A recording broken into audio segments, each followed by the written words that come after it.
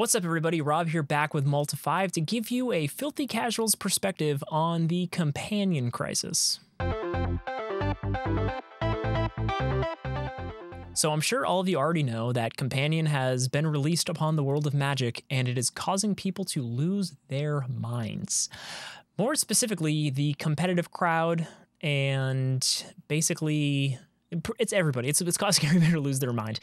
And that is because I believe in the past week, Companions have been in the top 8 of a tournament for Vintage, Legacy, Modern, Standard, Pioneer, probably Commander. But that's crazy that a new mechanic is just everywhere right away. Now, if we've learned anything from the Oko incident, when a new card is released and it is that just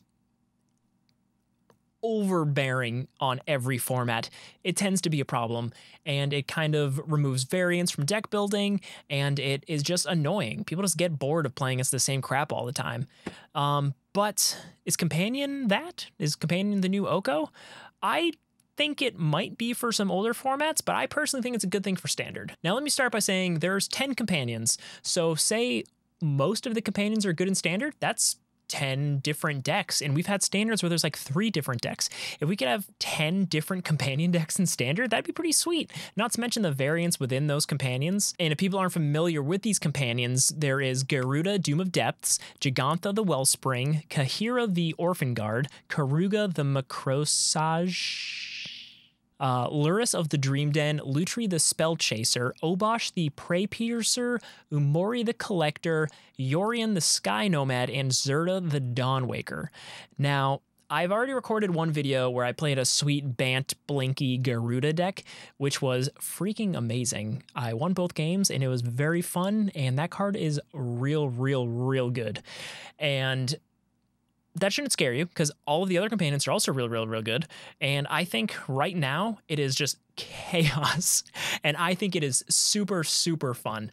Now, I do not envy the people at Wizards, because apparently Garuda specifically kind of broke the ruling system of Magic Online, which is insane, because that I do not envy the people who code the rules in Magic on any digital thing, because they're so convoluted and so confusing.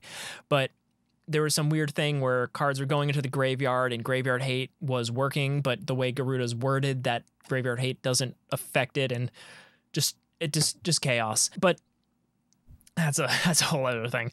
I'm basically just here to talk about, is this the next Oko? Is this the new end of Magic? I don't think so. I think Wizards will ban appropriately where need be, and I think in Standard specifically, this is going to be a really fun Standard season.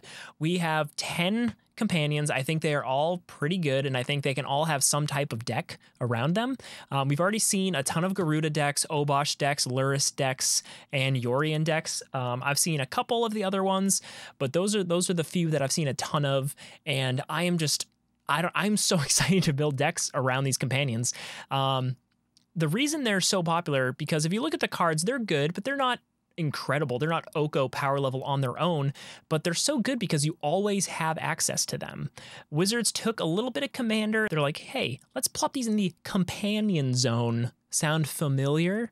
But basically, you just have access to it. You can cast it once per game from the Companion Zone, which means you always have an 8th card when you draw your 7 for the game. And that's an incredibly powerful effect. You just always have one card that you can draw from. So say you're like, oh, hey, I have nothing to do, but I can cast my Companion. Bam, you got something to do. And certain cards like Garuda have an Enter the Battlefield trigger, which is very powerful and very fun. And yes, I think the way that Wizards try to control the power is with their deck building restrictions, and those may not be strict enough to really kind of keep them in check. We've already, like I said, we've seen them in Vintage, Legacy, Modern, Pioneer, Standard. They're clearly easy to build around. And I think going forward, if they ever want to bring this back, if they're not just completely hated out of Magic forever, I think they're really going to have to work on the deck building restrictions and make them very strict, and maybe make the cards themselves a little bit more powerful. That way, there's just that little balance. And I think they probably did strike that on certain cards. Like I said, I've seen a ton of certain ones, but I mean, I haven't seen many Zerda decks. Not saying that that can't be broken, but I haven't seen any pop up yet. So it's not as obvious. So maybe there just needs to be some more stuff like that. But yeah, so as somebody who's just kind of casual, I just love playing Magic. It's my favorite game. I play it as much as possible, but I don't have any dreams of grinding my way to the Pro Tour or anything like that. If I ever ended up there, that'd be rad. Don't see it happening. But I mean, if I went to FNM and I just played a bunch of different companion decks, I think that would be pretty cool. When I play on an arena and I just play against a bunch of companion decks, I mean, as long as they're not literally the exact same deck over and over and over again, I'm pretty excited. That is it's a fun mechanic and I like it. I'd love to hear what you guys think. Do you think it's ruining Magic? Do you think it's really fun? I think it's really fun in Standard specifically. I have yet to play it in any of the older formats, so I can't really speak to that. If you say it's broken, I 100% believe you, but in Standard alone, I think they're fine, and I'd love to hear what you guys think. Let me know in the comments. If you liked the video, if you want more of these, just like and subscribe, hit that like button, and thanks guys for watching.